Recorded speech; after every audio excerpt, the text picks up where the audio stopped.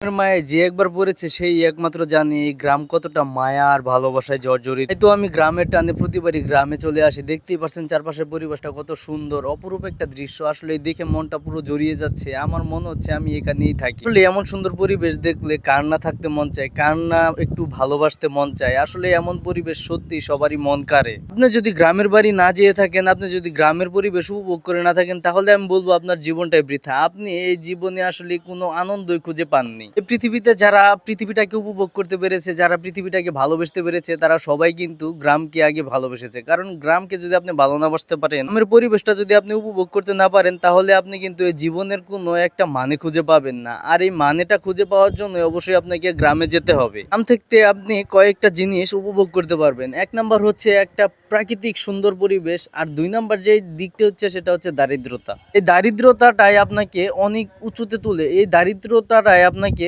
অনেক অনেক মানুষের কাছে পৌঁছে দেয়। কারণ একটা পিপাসা মানুষের ভিতর থাকে, সেই পিপাসাটা কিন্তু মানুষকে উপরে উঠতে সাহায্য করে। আপনার ভিতরে যদি কোনো পিপাসা না থাকে, তাহলে আপনি কখনো উপরে উঠতে পারবেন না। আপনার ভিতরে যদি একটা ক্ষুধা না থাকে, তাহলে আপনি কখনো সামনে এগোতে পারবেন না। তাই তো গ্রাম থেকে প্রতিনিয়ত যত ব্রিলিয়ান্ট, যত অনেক বড় বড় মানুষ তৈরি হয়ে আসে। গ্রাম থেকে এত মানুষ তৈরি হওয়ার কারণ হলো একমাত্র এই যে ক্ষুধা, একমাত্র পিপাসা, একমাত্র উপরে ওঠার একটা আকাঙ্ক্ষা।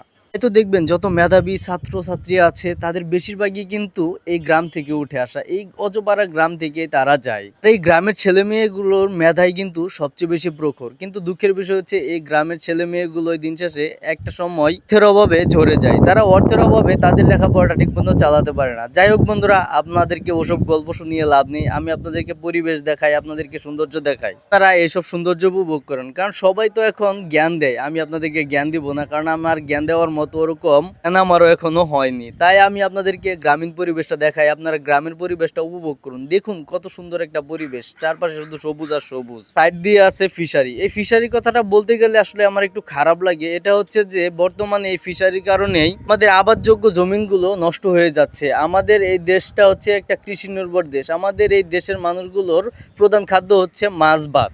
এই ভাতের বন্দোবস্তটা যদি বন্ধ হয়ে যায়, তাহলে আমরা মাছ খেয়ে কি বাঁচতে পারবো? বাঁচতে পারবো না। তাই আমাদেরকে অবশ্যই অবশ্যই এই ফসলি জমি বাঁচাতে হবে। আর এই ফসলি জমি বাঁচাতে চাইলে অবশ্যই অবশ্যই আমাদেরকে এসব ফিশারি অজস্র জায়গায় নির্মাণ করা যাবে না, অজস্র জায়গায় তৈরি করা যাবে না। জায়গাগুলো আবাদযোগ্য জায়গা, সেই জায়গাগুলোতে এসব কাজ না করাটাই আমার মতে বেটার।